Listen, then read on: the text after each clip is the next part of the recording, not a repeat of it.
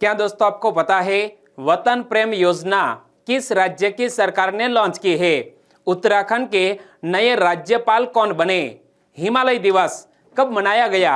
ऐसे ही 13 बड़ी खबरों को कवर करते हुए हमने आज का बोले तो 11 सितंबर 2021 का करंट अफेयर का वीडियो तैयार किया है। क्वालिटी की दृष्टि से बेस्ट यह वीडियो, आप लास्ट तक देखें। लास्ट में मैं आपसे एक क्वेश्चन पूछूंगा जिसका आंसर आपको नीचे कमेंट बॉक्स में देना है। और अभी तक आपने हमारी जीके 2020 चैनल को सब्सक्राइब नहीं किया है तो सब्सक्राइब कीजिए, पास में जो बेल आइकन है उसे भी प्रेस कर दीजिए, क्योंकि आने वाले हर एक वीडियो की अपडेट आपको सबसे पहले मिले। चलिए बिना वक्त गंवाए स्टार्ट करते हैं पहले क्वेश्चन से। पहला क्वेश्चन, देश भर में गणेश उत्सव की शुरुआत किस स्वतंत्रता सेनानी ने की थी? दोस्तों हाल ही में हमारे भारत देश में गणेश उत्सव शुरू हो चुका है, तो हमारी चैनल की ओर से आप सभी को यह महत्वपूर्ण त्योहार की हार्दिक शुभकामनाएं। गणपति बाप्पा मोरया। तो यह देश भर में गणेश उत्सव की शुरुआत हमारे देश के एक स्वतंत्रता सेनानी बाल गंगाधर तिलक जी ने की थी। यानी कि इस क्वेश्चन का सही आंसर है बाल गंगाधर तिलक। इमेज में आप देख सकते हैं 1904 में लोकमान्य तिलक ने लोगों से कहा कि गणपति उत्सव का मुख्य उद्देश्य स्वराज्य हासिल करना है। क्या गणपति उत्सव का मुख्य उद्देश्य क्या है? स्वराज्य हासिल करना है और आजादी हासिल करना है और अंग्रेजों को भारत से भगाना है। आजादी के बिना गणेश उत्सव का कोई महत्व नहीं रहेगा। इसी तरह की बात हमारे लोकमान्य तिलक जी ने की थी। और दोस्तों कुछ दिन पहले हमारे यह महान क्रांतिकारी से जुड़ा हुआ एक क्वेश्चन करंट अफेयर में था। वो क्वेश्चन क्या था? स्वराज मेरा जन्मसिद्ध अधिकार है और मैं इसे लेकर रहूंगा। किस स्वतंत्रता सेनानी ने कहा था? लोकमान्य तिलक बोले तो बाल गंगाधर तिलक जी ने यह कथन कहा था। और यह क्वेश्चन करंट अफेयर में क्यों आया था? तो मैंने आपको कई बार बताया है कि आकाशवाणी की ओर से दोस्तों एक क्विज कंटेस्ट शुरू हो चुका है और प्रति सप्ताह में 2 क्वेश्चन सोमवार और मंगलवार के मॉर्निंग न्यूज में पूछे जाते हैं। और यह क्वेश्चन तभी करंट अफेयर में आया था और तब भी मैंने आपको बताया था कि लोकमान्य तिलक जी ब्रिटिश राज के दौरान स्वराज के सबसे पहले और मजबूत अधिवक्ताओं में से एक थे तथा भारतीय अंतःकरण में एक प्रबल आमूल परिवर्तनवादी थे लोकमान्य तिलक जी। और लोकमान्य तिलक का मराठी भाषा में दिया गया नारा, मराठी भाषा में नारा दिया था, स्वराज्य हा माझा जन्मसिद्ध हक आहे आणि तो मी मिळवणार राज। यानी कि स्वराज मेरा जन्मसिद्ध अधिकार है और मैं इसे लेकर ही रहूंगा। यह बहुत ही प्रसिद्ध नारा हमारे लोकमान्य तिलक जी ने दिया था। और दोस्तों इसी तरह हर क्वेश्चन से जुड़े इंपॉर्टेंट फैक्ट मैं आपके सामने रखता हूं। हमारा यह तरीका आपको अच्छा लगता है, लाइक करना मत भूलिएगा। दूसरा क्वेश्चन है आपकी स्क्रीन पर, हाल ही में हिमालय दिवस कब मनाया गया? प्रति वर्ष हिमालय दिवस मनाया जाता है 9 सितंबर को। यानी कि इस क्वेश्चन का सही आंसर है 9 सितंबर बोले तो हिमालय दिवस मनाया गया। और हिमालय दिवस को मनाने की शुरुआत कहां से हुई थी? वो भी तो एक क्वेश्चन बन सकता है। हिमालय दिवस मनाने की शुरुआत उत्तराखंड राज्य से हुई थी। 2013 की केदारनाथ आपदा ने पूरी विश्व का ध्यान उत्तराखंड की ओर खींचा और 2014 में तत्कालीन प्रदेश सरकार ने हर साल 9 सितंबर को हिमालय दिवस मनाने की आधिकारिक घोषणा की थी। किसने? उत्तराखंड सरकार ने प्रति साल दोस्तों 9 सितंबर को हिमालय दिवस मनाने की आधिकारिक घोषणा की। और 2019 में हिमालयी राज्यों का कॉन्क्लेव कहां हुआ था? तो यह मसूरी में हुआ था। 2019 में हिमालयी राज्यों का कॉन्क्लेव कहां हुआ था? मसूरी में। और हिमालय दिवस का साल 2020 का मुख्य समारोह कहां आयोजित किया गया? दिल्ली में आयोजित किया गया। और दोस्तों आपने याद रख लिया कि 9 सितंबर को हिमालय दिवस मनाया जाता है, लेकिन हिमालय दिवस 2021 की थीम क्या रखी गई है? यह क्वेश्चन एग्जामिनेशन में पूछ लिया जाए तो हमारा आंसर होना चाहिए हिमालय का योगदान और हमारी जिम्मेदारियां। थीम क्या रखी गई है? हिमालय का योगदान और हमारी जिम्मेदारियां। दोस्तों यह 9 सितंबर के हिमालय दिवस की थीम है। और दोस्तों 9 सितंबर को एक और भी महत्वपूर्ण दिवस मनाया गया। कौन सा? शिक्षा को हमले से बचाने के लिए अंतरराष्ट्रीय दिवस। क्या? शिक्षा को हमले से बचाने के लिए अंतर्राष्ट्रीय दिवस भी 9 सितंबर को मनाया गया। और यहाँ हमने बात की है हिमालय की, तो हिमालय को वाटर टावर के रूप में जाना जाता है। क्या हिमालय को वाटर टावर के रूप में जाना जाता है। और इंडियन हिमालयन रीजन में ही 38,000 वर्ग किलोमीटर में फैले तकरीबन 5,000 से ज्यादा ग्लेशियर है और यहाँ 10,000 से ज्यादा पुष्प प्रजातियां है। कहाँ? हिमालय में 10,000 से ज्यादा पुष्प प्रजातियां है। तीसरा क्वेश्चन, हाल ही में किस राज्य में राजनीतिक नेताओं के लिए पंज प्यारे शब्द के प्रयोग के कारण विवाद उत्पन्न हो गया? हाल ही में पंजाब राज्य में राजनीतिक नेताओं के लिए पंज प्यारे शब्द के प्रयोग के कारण विवाद उत्पन्न हो गया। यानी कि इस क्वेश्चन का सही आंसर है पंजाब राज्य। सिख परंपरा का हिस्सा पंज प्यारे 5 बपतिस्मा प्राप्त सिखों को संबोधित करने के लिए उपयोग किया जाने वाला शब्द है। क्या? पंज प्यारे शब्द 5 बपतिस्मा प्राप्त सिखों को संबोधित करने के लिए उपयोग किया जाने वाला शब्द है। किसी भी राजनीतिक नेता के लिए यह पंज प्यारे शब्द का उपयोग नहीं किया जाएगा, लेकिन हाल ही में यह विवाद का कारण बना है पंज प्यारे शब्द। और उद्भव की बात करें तो गुरु गोविंद सिंह ने वर्ष 1699 में बैशाखी के दिन खालसा पंथ के साथ साथ पंज प्यारे नामक संस्था की स्थापना की थी। किसने? गुरु गोविंद सिंह ने पंज प्यारे नामक संस्था की स्थापना की थी। और सिख इतिहास को आकार देने और सिख धर्म को परिभाषित करने में महत्वपूर्ण भूमिका निभाने वाले वास्तविक पंज प्यारे कौन कौन है? तो भाई दया सिंह लाहौर के, भाई धर्म सिंह हस्तिनापुर के, भाई हिम्मत सिंह जगन्नाथपुरी के, भाई मोहकम सिंह द्वारका के और भाई साहिब सिंह बिदर के। तो इन पांचों व्यक्तियों को पंज प्यारे शब्द से उल्लिखित किया गया है। चौथा क्वेश्चन, हाल ही में लैंड बेस्ड बैलिस्टिक मिसाइल रक्षा सिस्टम से किसको लैस किया गया है? हमारे भारत देश में हाल ही में लैंड बेस्ड बैलिस्टिक मिसाइल रक्षा सिस्टम से INS ध्रुव को लैस किया गया। यानी कि इस क्वेश्चन का सही आंसर है INS ध्रुव। इमेज में आप देख सकते हैं, पड़ोसी कोई भी मुल्क यदि दोस्तों परमाणु सक्षम बैलिस्टिक मिसाइल दागेगा तो इसके प्रत्युत्तर में हमारा INS ध्रुव उस पर जवाबी कार्रवाई करने में सक्षम हो गया है। भारत की तरफ आने वाली न्यूक्लियर मिसाइलों को ट्रैक करके उन्हें दुश्मन की धरती पर ही खत्म करने वाला INS ध्रुव लॉन्च किया गया। और इसी के साथ भारतीय नौसेना के बेड़े में पहला न्यूक्लियर मिसाइल ट्रैकिंग जहाज भी शामिल हो गया है। ना मत भूलिएगा INS ध्रुव। और इस जहाज को खास तौर पर चीन और पाकिस्तान की निगरानी करने के लिए तैनात किया गया है, क्योंकि दोनों ही देश न्यूक्लियर मिसाइल दागने की क्षमता रखते हैं। एक बार INS ध्रुव समंदर में उतर गया तो दुश्मन ऐसा करने की हिम्मत भी नहीं करेगा। और राष्ट्रीय सुरक्षा सलाहकार कौन है? अजीत डोभाल। अजीत डोभाल ने विशाखापत्तनम में इस जहाज को लॉन्च किया है।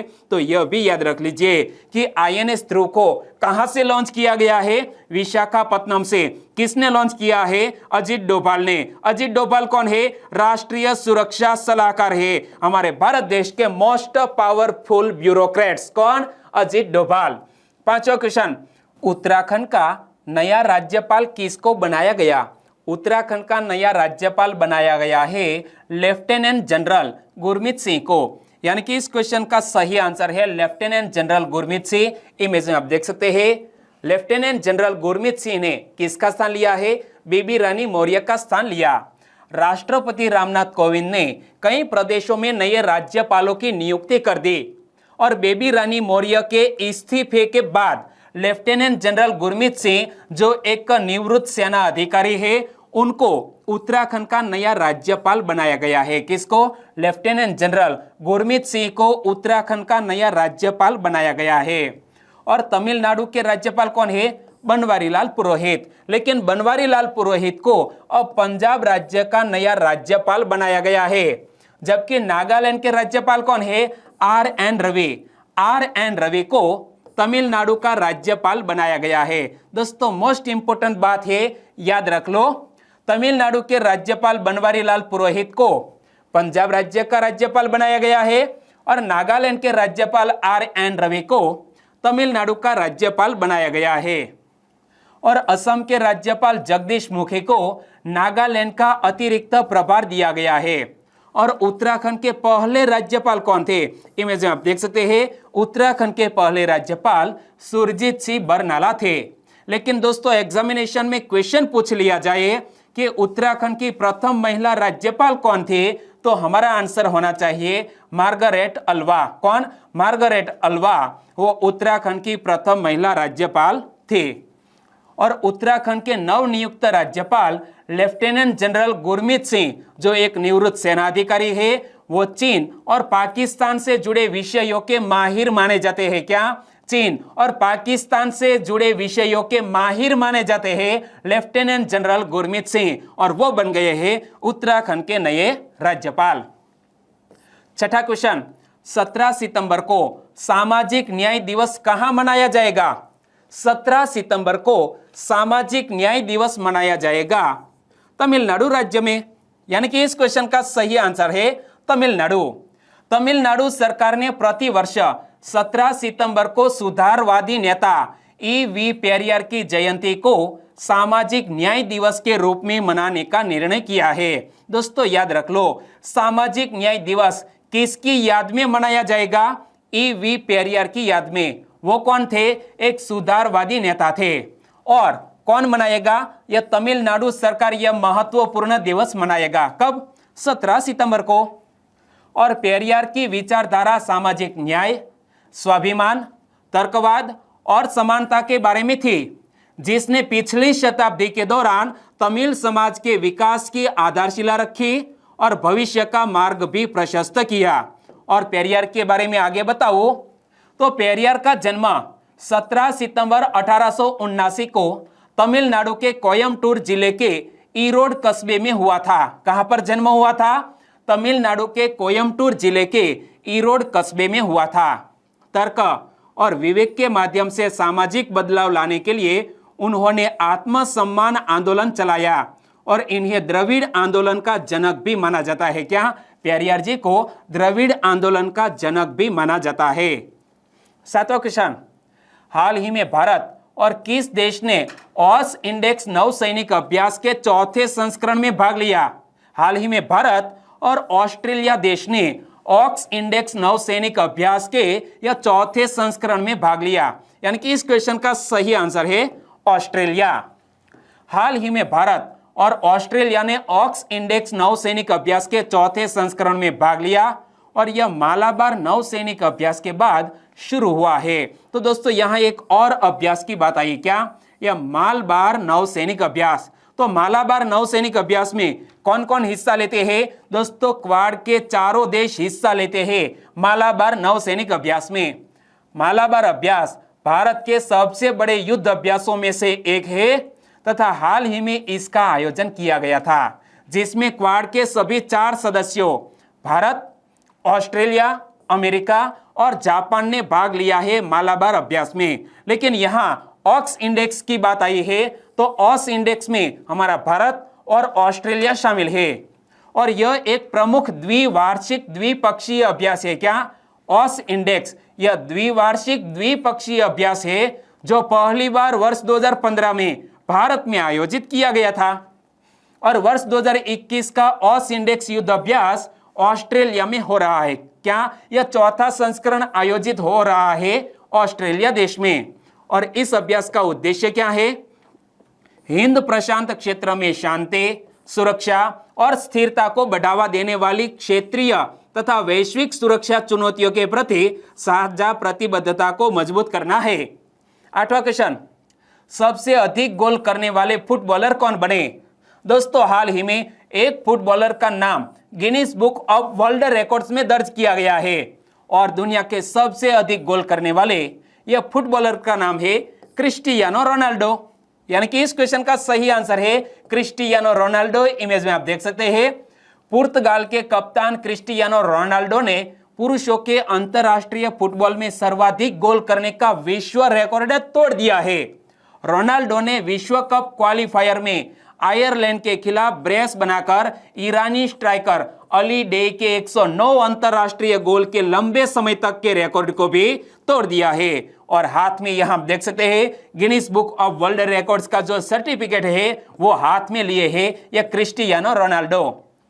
36 साल की उम्र में रोनाल्डो ने 111 गोल किए हैं। कितने? 36 साल की उम्र में क्रिस्टियानो रोनाल्डो ने 111 गोल किए हैं। और Guinness world book of records ने क्रिस्टियानो रोनाल्डो को एक व्यक्ति पुरुष द्वारा बनाए गए अंतरराष्ट्रीय फुटबॉल यानी कि सॉकर मैचों में सबसे अधिक गोल करने के लिए विश्व रिकॉर्ड तोड़ने वाले के रूप में मान्यता भी दे दी है। नवा क्वेश्चन, उत्तर प्रदेश के प्रथम मुख्यमंत्री एवं स्वतंत्रता सेनानी कौन थे? उत्तर प्रदेश के प्रथम मुख्यमंत्री एवं स्वतंत्रता सेनानी थे गोविंद बल्लभ पंत। यानी कि इस क्वेश्चन का सही आंसर है गोविंद बल्लभ पंत। इमेज में आप देख सकते हैं। लेकिन उत्तर प्रदेश के यह पहले मुख्यमंत्री को हमने याद क्यों किया? क्योंकि 10 सितंबर को गोविंद बल्लभ पंत की जन्म जयंती मनाई गई। गोविंद बल्लभ पंत का जन्म 10 सितंबर 1887 को हुआ। कहां? उत्तराखंड राज्य के अल्मोड़ा जिले के खूंट धामस नामक गांव में एक ब्राह्मण परिवार में गोविंद बल्लभ पंत का जन्म और वे उत्तर प्रदेश के प्रथम मुख्यमंत्री एवं स्वतंत्रता सेनानी थे। और बाद में गोविंद बल्लभ पंत भारत के गृह मंत्री भी बने। 1955 से लेकर 1961 तक वो भारत के गृह मंत्री थे। और भारतीय संविधान में हिंदी भाषा को राष्ट्रभाषा का दर्जा दिलाने और जमींदारी प्रथा को खत्म कराने में गोविंद बल्लभ पंत का महत्वपूर्ण योगदान था। तो यह फैक्ट याद रख लीजिए कि हिंदी भाषा को राष्ट्रभाषा का दर्जा दिलाने और जमींदारी प्रथा को खत्म कराने में गोविंद बल्लभ पंत का महत्वपूर्ण योगदान था। और भारत रत्न का सम्मान उनके ही गृह मंत्रित्व का काल में आरंभ किया गया था। क्या? जब हमारे भारत देश के गृह मंत्री थे गोविंद बल्लभ पंत, तब यह भारत रत्न का सम्मान शुरू हुआ। और यह उत्तर प्रदेश के प्रथम मुख्यमंत्री की निधन मृत्यु 7 मार्च 1961 को हुई। और आगे बात करें तो 10वां question, Bharat petroleum corporation limited का अध्यक्ष और प्रबंध निदेशक किसको नियुक्त किया गया है? भारत पेट्रोलियम कॉर्पोरेशन लिमिटेड का अध्यक्ष और प्रबंध निदेशक नियुक्त किया गया है अरुण कुमार सिंह को। यानी कि इस क्वेश्चन का सही आंसर है अरुण कुमार सिंह। इमेज में आप देख सकते हैं अरुण कुमार सिंह को भारतीय महारत्न कंपनी यानी कि भारत पेट्रोलियम कॉर्पोरेशन लिमिटेड का अध्यक्ष और प्रबंध निदेशक नियुक्त किया गया है। मैकेनिकल इंजीनियरिंग के रूप में प्रशिक्षित अरुण कुमार सिंह इससे पूर्व कंपनी बोर्ड में निदेशक विपणन के पद पर कार्यरत थे। और फॉर्च्यून ग्लोबल 500 कंपनी में शामिल है यह भारत पेट्रोलियम कॉर्पोरेशन लिमिटेड। और यह कंपनी देश की दूसरी सबसे बड़ी ऑयल मार्केटिंग कंपनी है और भारत की प्रमुख एकीकृत ऊर्जा कंपनियों में से एक है, जो मुख्यतः कच्चे तेल के शोधन और पेट्रोलियम उत्पादों के विपणन में संलग्न है तथा तेल एवं गैस उद्योगों के अपस्ट्रीम व डाउनस्ट्रीम क्षेत्रों में इसकी महत्वपूर्ण उपस्थिति है। 11वां क्वेश्चन, भूदान यज्ञ नामक आंदोलन के संस्थापक कौन थे? भूदान यज्ञ नामक आंदोलन के संस्थापक विनोबा भावे जी थे। यानी कि इस क्वेश्चन का सही आंसर है विनोबा भावे, हमारे भारत देश के एक महान समाज सेवी। लेकिन हमने यह क्वेश्चन करंट अफेयर में क्यों लिया? क्योंकि विनोबा भावे जी का जन्म 11 सितंबर 1895 को महाराष्ट्र के गागोद में हुआ था। कहां पर? 11 सितंबर 1895 को महाराष्ट्र के गागोद में विनोबा भावे जी का जन्म। और हाल ही में जन्म जयंती के अवसर पर हमने इस समाज सेवी को याद किया है। महात्मा गांधी के आदरणीय अनुयायी, भारत के एक सर्वाधिक जाने माने समाज सुधारक एवं भूदान यज्ञ नामक आंदोलन के संस्थापक थे विनोबा भावे जी। और विनोबा भावे का मूल नाम क्या था? वो भी तो एक क्वेश्चन बन सकता है। विनोबा भावे का मूल नाम विनायक नरहरि भावे था। और 11 अक्टूबर 1940 को गांधी द्वारा व्यक्तिगत सत्याग्रह के प्रथम सत्याग्रही के तौर पर विनोबा को चुना गया था। तो कई बार दोस्तों एग्जामिनेशन में पूछ लिया गया है कि गांधी जी द्वारा व्यक्तिगत सत्याग्रह के प्रथम सत्याग्रही के तौर पर किसको चुना गया था? विनोबा भावे जी को। 12वां क्वेश्चन, एसबीआई के पूर्व अध्यक्ष रजनीश कुमार को आर्थिक सलाहकार किसने नियुक्त किया? रजनीश कुमार एसबीआई के पूर्व अध्यक्ष रह चुके हैं। उनको आर्थिक सलाहकार के रूप में नियुक्त किया है आंध्र प्रदेश सरकार ने। यानी कि इस क्वेश्चन का सही आंसर है आंध्र प्रदेश। आंध्र प्रदेश सरकार ने रजनीश कुमार को अपना नया आर्थिक सलाहकार नियुक्त किया है। एसबीआई के पूर्व अध्यक्ष रजनीश कुमार का कैबिनेट रैंक के पद पर कार्यकाल 2 साल के लिए है और रजनीश कुमार जो अक्टूबर 2020 में स्टेट बैंक ऑफ इंडिया के अध्यक्ष के रूप में सेवानिवृत्त हुए थे, वर्तमान में हांगकांग और शंघाई बैंकिंग कॉरपोरेशन में एक स्वतंत्र गैर कार्यकारी निदेशक के रूप में कार्यरत है। और यहां हमने जिक्र किया है आंध्र प्रदेश का, तो आंध्र प्रदेश के राज्यपाल कौन है? विश्वभूषण हरिचंदन, इमेज में आप देख सकते हैं। और आंध्र प्रदेश के मुख्यमंत्री है वाई.एस. जगनमोहन रेड्डी। और आंध्र प्रदेश की कैपिटल की बात करें तो विशाखापत्तनम यह कार्यकारी राजधानी है, कर्नूल न्यायिक राजधानी है और अमरावती आंध्र प्रदेश की विधायी राजधानी है। दोस्तों, यह राजधानियों से जुड़ा हुआ फैक्ट याद रख लीजिए कि विशाखापत्तनम आंध्र प्रदेश की कार्यकारी राजधानी, कर्नूल आंध्र प्रदेश की न्यायिक राजधानी और अमरावती आंध्र प्रदेश की विधायी राजधानी है। 13वां और लास्ट क्वेश्चन, वतन प्रेम योजना किस राज्य की सरकार ने शुरू की? वतन प्रेम योजना हाल ही में गुजरात राज्य की सरकार ने शुरू की, यानी कि इस क्वेश्चन का सही आंसर है गुजरात राज्य के मुख्यमंत्री बोले तो विजयभाई रूपाणी ने यह वतन प्रेम योजना को लॉन्च किया है। वतन प्रेम योजना गुजरात में सार्वजनिक और राज्य के योगदान के माध्यम से ग्रामीण विकास पर ध्यान केंद्रित करते हुए शुरू की गई थी। क्या? गुजरात में सार्वजनिक और राज्य के योगदान के माध्यम से ग्रामीण विकास पर ध्यान केंद्रित करते हुए इस योजना को शुरू किया गया था। और वतन प्रेम योजना राज्य सरकार के 40% योगदान और आम जनता के 60% योगदान के साथ शुरू की जाएगी। और राज्य सरकार ने अनिवासी गुजरातियों को आमंत्रित किया है और अनिवासी भारतीयों को भी योगदान के लिए आमंत्रित किया है। और यहाँ पर पढ़ सकते हैं, वतन प्रेम योजना पंचायत ग्राम गृह निर्माण और ग्राम विकास विभाग के द्वारा इस योजना को लॉन्च किया गया है। और यहाँ गुजराती में लिखा है कि ગામડાના લોકો માટે 60% યોગદાન, ગામડાના લોકોનું 40% યોગદાન એ ગુજરાત રાજ્ય સરકારનું અને આ વતન પ્રેમ યોજનાનો લાભ એ સૌ ગ્રામો પોતાના વિકાસ માટે લઈ શકે છે। ઓકે મિત્રો, હું ગુજરાતી છું એટલે મને ખ્યાલ છે આ યોजना શું છે। वतन प्रेम योजना का उद्देश्य क्या है? उन्हें राष्ट्र के प्रति अपने प्रेम को राष्ट्र की सेवा में बदलने का अवसर प्रदान करना है। इस योजना का उद्देश्य ग्रामीण क्षेत्रों को आत्मनिर्भर बनाना है और यह गांवों के समग्र विकास की दिशा में एक महत्वपूर्ण कदम भी है। और अब बात करते हैं लास्ट वीडियो के क्वेश्चन की। लास्ट वीडियो में मैंने आपसे क्वेश्चन पूछा था, भारत के सबसे ऊंचे वायु शोधक का उद्घाटन कहाँ किया गया? भारत के सबसे ऊंचे वायु शोधक का उद्घाटन चंडीगढ़ में किया गया है और यह वायु शोधक तकरीबन 1 किलोमीटर की रेंज में हवा को शुद्ध करने में सक्षम है। यानी कि इस क्वेश्चन का सही आंसर था चंडीगढ़। लगभग सभी दोस्तों ने बिल्कुल सही आंसर दिया है। इनमें से कुछ फ्रेंड के नाम लेना चाहूंगा, तो वो है HR हंसा, सुन्नी कुमार, रेखा नीनामा, अमित जांगेड़, प्रहलाद फतेपुरा। सभी दोस्तों ने बिल्कुल सही आंसर दिया। कुणाल पांडव, विनेश कोहली, किंजल चावड़ा, किंजल प्रजापति, विहान ठाकुर, उत्तम अगन्या फ्रॉम सुरेंद्रनगर। सभी दोस्तों का आंसर बिल्कुल सही। तो सुभाष शर्मा, मानसी प्रजापति, संजय रंगप्रा, हितेश पारगे, कुंवरिया प्रियंका, वाघेला वीरेंद्र सिंह। सभी दोस्तों को दिल से बहुत बहुत धन्यवाद। और आज के वीडियो का क्वेश्चन ए रहा स्क्रीन पर, आगामी T20 विश्व कप के लिए टीम इंडिया का मेंटोर किसको बनाया गया है? क्या आगामी T20 विश्व कप के लिए टीम इंडिया का मेंटोर किसको बनाया गया है? सही ऑप्शन आपने चुन लिया है तो आंसर दीजिए नीचे कमेंट बॉक्स में।